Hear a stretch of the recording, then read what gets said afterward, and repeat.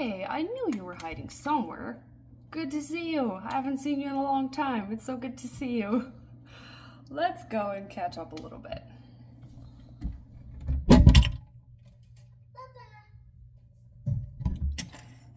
I thought you wanted to come along.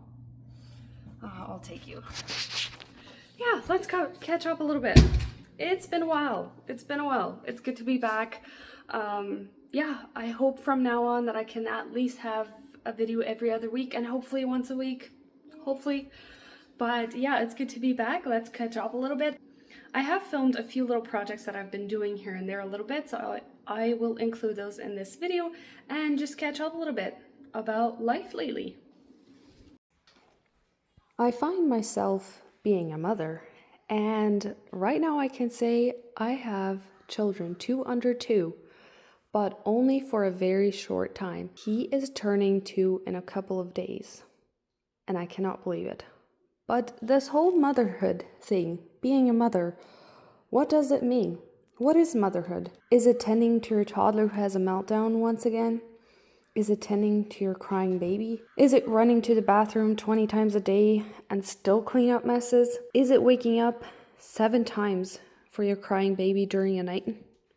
Is it wiping runny noses? Is it cleaning up messes around the table every single day, 3 times a day? Is it changing dirty diapers around the clock? Is it cleaning up spit from the clean shirt that you did just put on? For me, it's all the above, but so much more. It is the first precious smile of your newborn. It is the special moment when your toddler learned a new word. It is the smile and the proud face of your toddler when he did something. It is the first laugh of your newborn baby that melts your heart. It is seeing your toddler learning to love the new brother. It is seeing the excitement of a 2-year-old when he sees a bug or hears the crows outside. It is seeing your child do exactly what you do, copying every move. It is the achievement of sleeping 7 hours straight during the night after having a baby. It is the blessing of having healthy children that love you and a home with a loving husband. These are the children that the Lord has blessed us with. These are the souls that the Lord has entrusted us with. I like to remind myself that these are very precious children that the Lord lent me for a little bit. I have the responsibility to train and raise them, to bring them back to Him, to implant the love for God and a desire to serve the Lord. It is such an important job that I sometimes feel so unworthy, but so blessed at the same time. Sometimes we might feel discouraged and drowned in all the things. Does anybody even notice the things that we are doing? Does anybody notice that we're sweeping that floor once again? Does anybody notice how often I tidy the house? Does anybody know how much time it takes to bake fresh buns with 2 children? Or even more? Does it make a difference if I clean out that garage? Does it even make a difference if I clean the vehicle that is probably going to look the same way in a couple of weeks? Let me tell you, all those little things and so much more that I didn't even mention, it does make a difference. There might not be somebody around the corner saying how amazing you are or how amazing the house looks, but it does make a difference. Your children do notice, and they do notice if you take time for them. You as a mom and as a homemaker play a very important role in the lives of your children and also of your husband. Don't forget that you are very important, and every little thing that you do is very important. The Lord sees us, and it's He that gives us the strength to go on day by day, to be a mom and not give up. Let us thank Him for everything that He does for us, and let us not forget to ask Him for strength, to turn to Him if we feel drowned and exhausted. I just want to remind you that you are not alone, and we can do this with the help and the strength of the Lord. We can go on and we can train these precious souls for the Lord.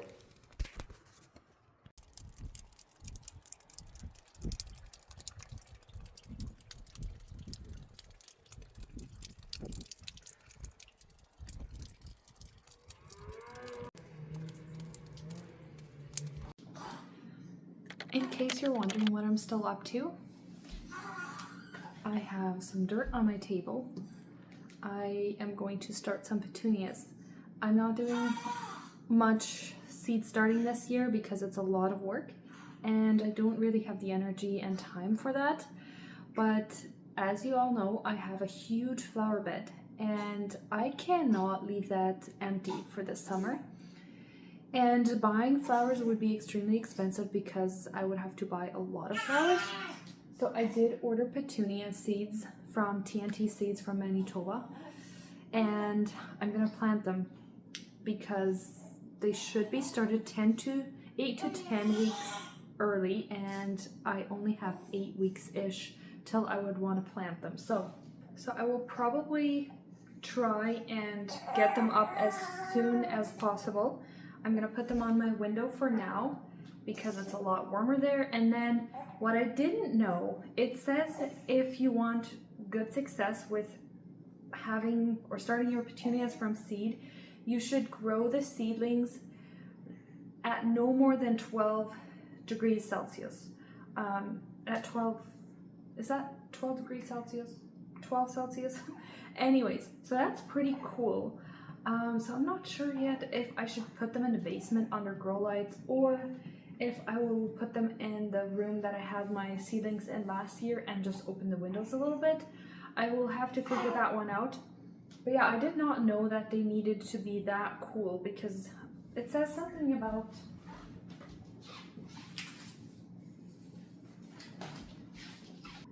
oh yeah, it says petunias lose dwarf growth habit if grown above that temperature. So I did not know that. That's quite interesting. But yeah, I picked the Daddy mix. It is a mix of pink and purple with the dark veins in them.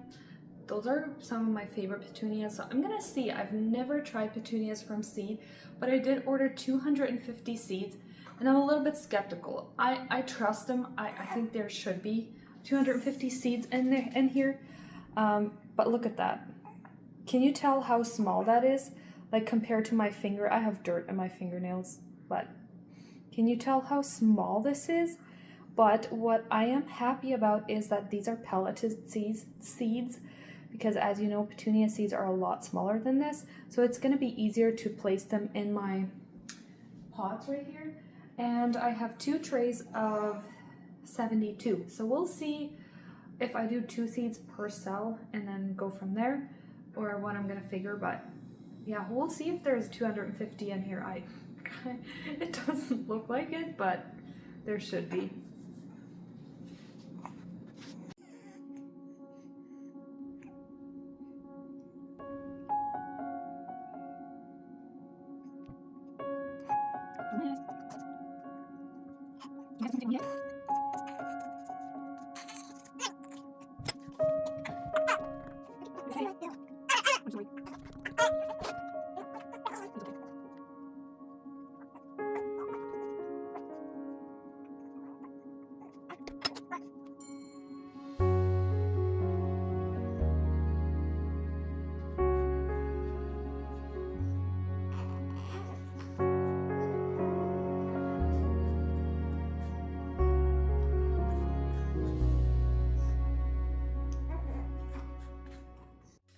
And here is something that I have been procrastinating for so long because it's in our basement. It's not a place that I want to be at.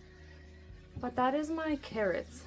If some of you remember, I put my carrots in sand last fall whenever I brought them out of the garden. And the top layers, this is what they did. This is the top layers. So basically they dried out. But if I dig a little bit deeper, there are some good ones, but then also, as you can see, this one has some rot on the top. But there is some good ones, but I'm gonna take out whatever is good in here. And if nothing is good in here, then I'm just gonna toss everything because I can. And if I cannot find anything that is worth keeping, I'm just gonna toss everything. But so I can already tell that a lot of them have rotten. probably because it was a little bit too wet, because I can see the sand is quite wet. But then this is a perfectly good one. As you can tell, it has, like, it's just perfect. So I don't expect a lot of them to be perfect because I think I left them here too long unattended, but it is what it is.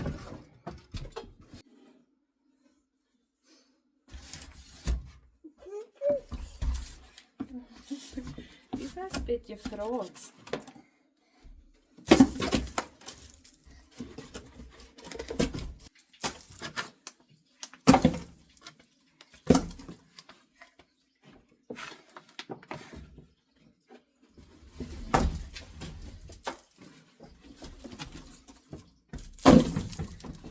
Alright, and this is what we have left of potatoes.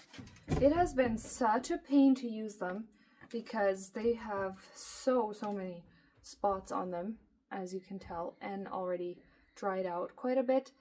But I think I will still use them up because they seem okay. I'm just going to take off the gross spots. I'm not going to plant these. I'm not going to keep them as seeds because they had so many spots. I don't want any of that in my soil just in case it was a disease. I don't know if it was.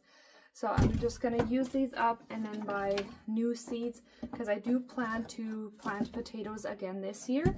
We did put sulfur in the soil. That's supposed to bring the pH levels down because according to my research, that was my problem last year.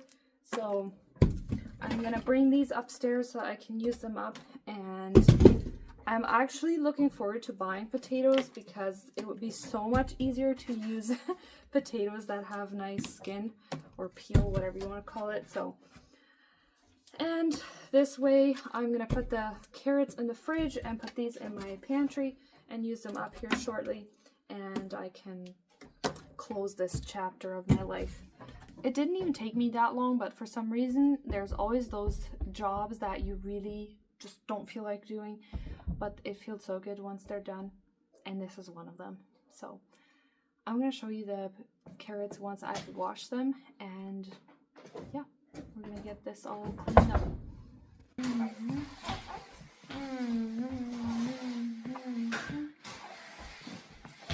So this is the carrots that I was able to save.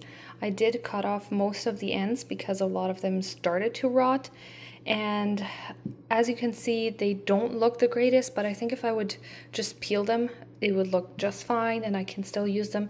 I did wash them and I'm gonna let them dry and put them in the fridge and yeah, still use them because they're nice and firm.